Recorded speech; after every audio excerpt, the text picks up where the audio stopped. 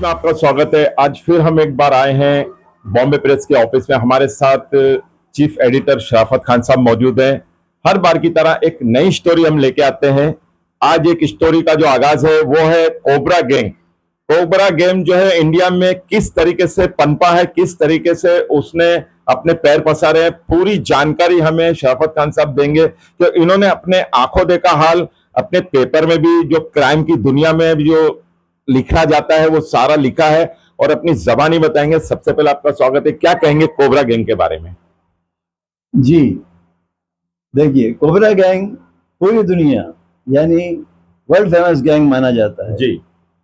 ये एक जगह नहीं, अफ्रीका, अमेरिका, इंडिया में भी इसकी जड़ें काफी मजबूत हैं, पर मजबूत रही हैं।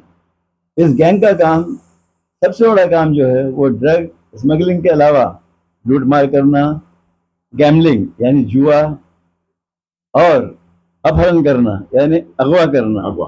किसी को भी अगवा करके फिरौती लेना, हाँ, इस गैंग का काम था। इस तरह की वारदातें ये गैंग अंजाम देता था। ये गैंग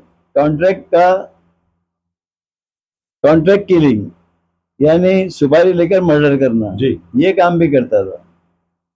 यानी हत्या करना, मतलब कत्ल जैसे काम में बड़ा माहिर था। जहां तक इंडिया यानी भारत का सवाल है, इसकी जड़ें पूरे हिंदुस्तान में फैली हुई हैं।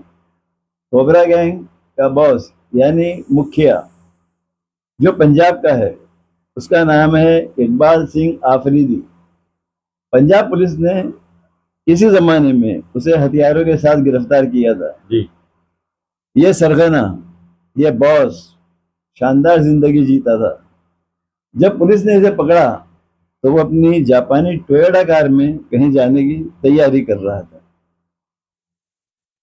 हिमाचल के मंडी में भी कोबरा गैंग ने कई वारदातें अंजाम दी, लेकिन वहां की पुलिस भी कोबरा गैंग या उसके चीफ को पकड़ने में आज तक नाकाम रही। आज हम बात करेंगे बंबई के कोबरा गैंग के चीफ नंबर 2 धनराज कोबरा की, जिसने थिएटर ब्लैक मार्केटिंग से अपनी जिंदगी की शुरुआत की और मटका किंग उसकी बैटिंग लेने के साथ उसने जुए के कई अड्डे चलाए और जुए की दुनिया में, गैम्बलिंग की दुनिया में एक बड़ा नाम था जिसका तोती बोलता था, जिसका नाम चलता था गैम्बलिंग की दुनिया में, वो था कोबरा गैंग का धनराज। हाजी साहब, मेरा एक सवाल ये है कि कोबरा गैंग ने कोई अपना गैंग बनाया था या खुद उसने कोई गैंग चलाया था? कोबरा गैंग का ताल्लुक यह था कि उनका खुद का गैंग तो था ही, लेकिन वो किसी के कहने पर सुपारी लेकर किलिंग का भी काम करते थे, हत्या करने का या कत्ल करने का भी काम करते थे। याद कीजिए, बंबई के सेशन कोर्ट में अश्विन नाइक पर जानलेवा हमला हुआ, जिसमें इसकी जान जाते जाते बची, लेकिन जिस्म के, उसके बदन के एक हिस्से पर फारिज का असर हो गया। अच्छा। वो होशो हवास भी खो बैठा था। अमर नायक को जब ये पता चला तो वो गुस्से में तिलमिला उठा, क्योंकि अमर नायक का खुद का भी एक गैंग था।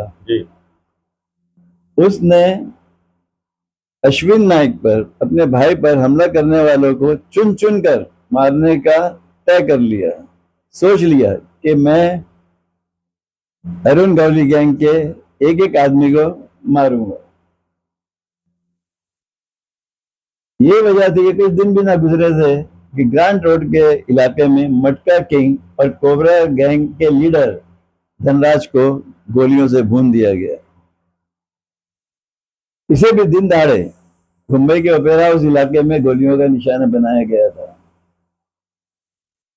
धनराज कोबरा गैंग का बॉस नंबर 2 था।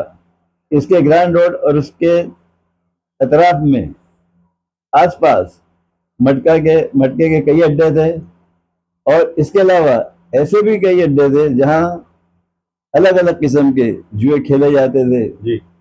धनराज के भी रमी क्लब भी थे, जहां हजारों रुपए दांव पर लगाए जाते और लाखों रुपए की गैम्बलिंग होती और हार जीत होती थी। इसके अलावा ड्रीमलैंड और मिनर्वा सिनेमा के टिकटों की ब्लैक, नॉवेल्टी सिनेमा के टिकटों की ब्लैक उसी के हाथ में थी, उसी का ठेका धनराज के पास था।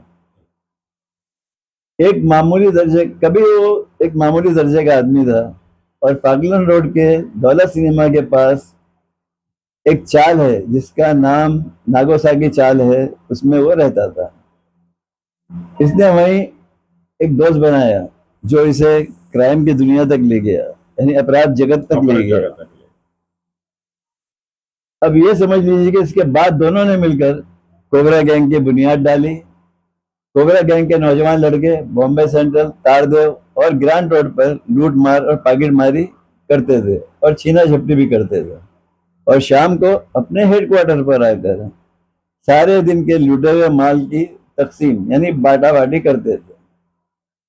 कोबरा गैंग के हर मेंबर के बाएं हाथ की कलाई पर एक कोबरा की यानी नाग की तस्वीर गुदी हुई होती थी, ताकि ये पता चलता ये हमारे ये गैंग का है, ये हमारी गैंग का मेंबर है, ये कोबरा गैंग का आदमी है।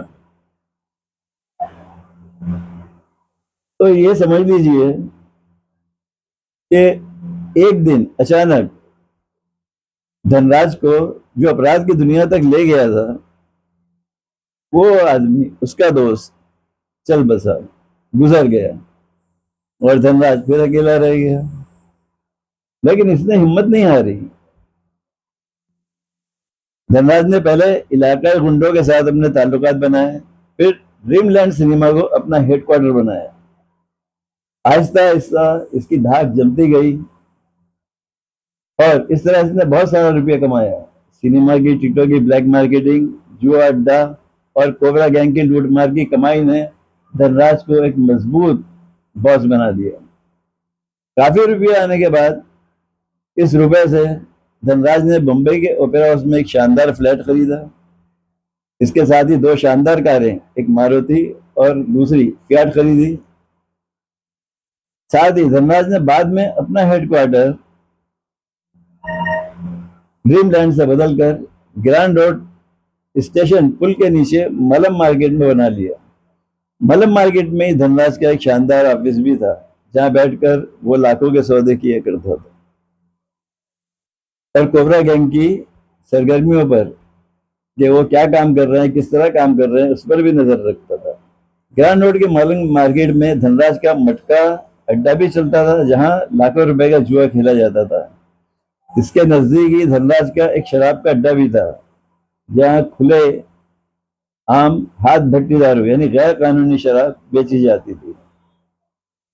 अमर नायक को धनराज पर शुबा था कि अरुण गढ़वाली की शय और रुखसाने पर या सुपारी लेकर कोबरा गैंग ने मुंबई की सेशन कोर्ट में इसके भाई अश्विन नायक पर हमला किया था। हाजी साहब, जैसे आपने बताया कि धनराज को जो है मार दिया गया, उसके बाद उस गैंग का, कोबरा गैंग का क्या हुआ?